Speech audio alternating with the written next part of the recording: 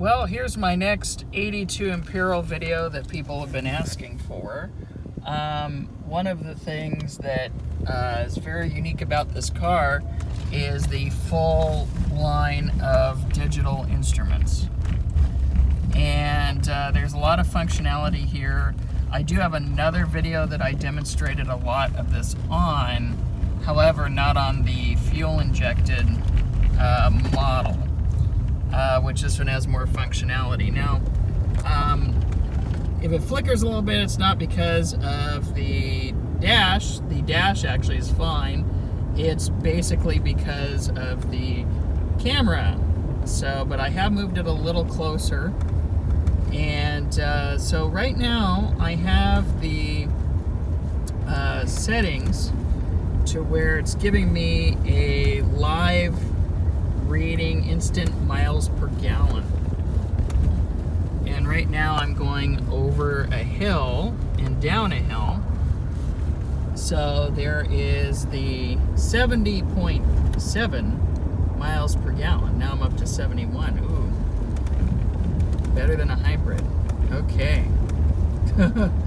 Of course we have a speedometer. Okay. And then, of course, we have our miles and our clock and the date over there. The miles also goes over to a trip odometer. This fuel gauge also goes to the gauge itself and kind of a range, an estimated range, which it says it's 413 miles, which I doubt. And so now we're back to instant miles per gallon. And a lot of the functionality, sorry about that, a lot of the functionality on these has been lost on the carbureted conversions because of the sensor that they used doesn't exist anymore. Yet on both of my fuel-injected versions, this works perfectly, which is interesting. And so, it'll of course careen down to zero once you come to a stop. How accurate it is, I really don't know. Remember, this is the road's a little bumpy here. This is 1980s technology, and so who knows how really accurate this is, but I think it's fairly accurate. And of course, now we're going down yet another hill. So this will slowly creep up. And we're at like 54, 55, 57, ooh. And so on. So the functionality on these is pretty cool. I think this is one of the big highlights. I think the two highlights of the Imperial, besides the rarity and fairly good quality for the era, is this digital dash as well as the fuel injection system, which this one actually has still, which is pretty cool. And so this is of course the one that I rescued, and it was sitting since 1993. So I'm pleasantly surprised that everything works on it. And like I said, the miles per gallon, instant miles per gallon readout's pretty cool. It's a pretty cool feature of the car. And so I'm very pleased with it, actually. And I had a problem with it last week in regards to the injector bars. The car stalled out, smelled like gas, it flooded. There were some bad O-rings. And so luckily I was able to repair that, and we are good to go once again. It's just me driving it around, and probably the O-rings were original, and so they were basically no good.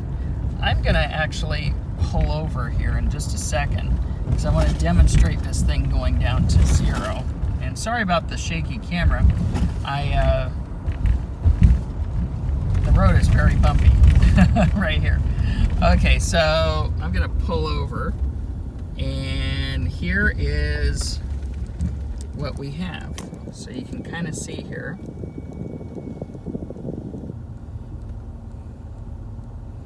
And I do have the air on. And sorry about the reflection, it's just, it's midday, so, but I wanted to get this video.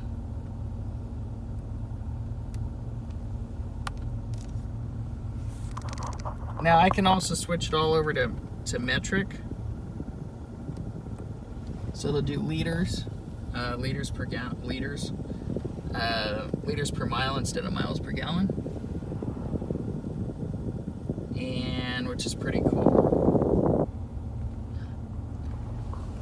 Now let's go ahead and go again. And it'll start slowly but surely going up.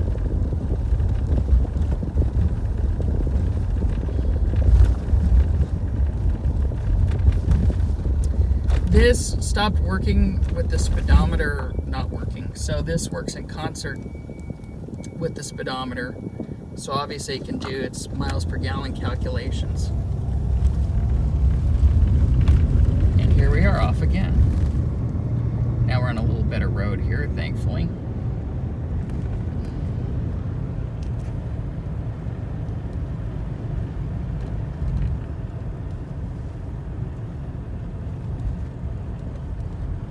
But the car runs nice and smooth, and I've been driving it all day today, so far so good.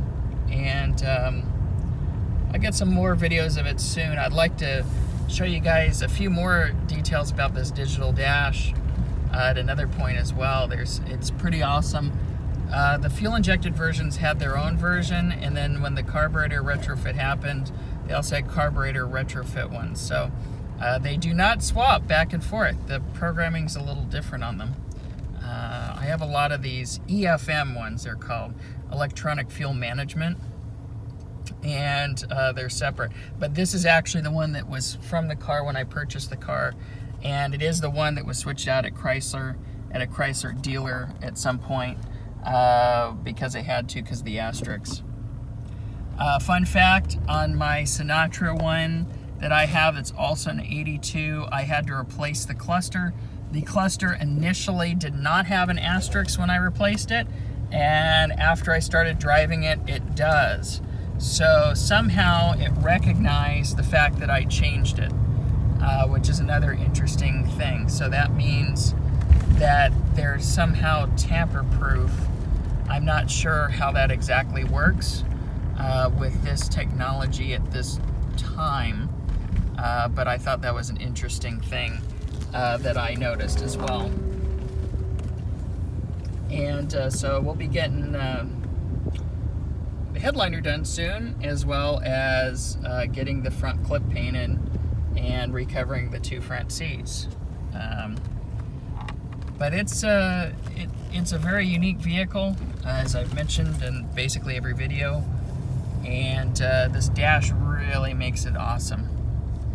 And so that is the demonstration of the electronic fuel management cluster, at least the miles per gallon readout.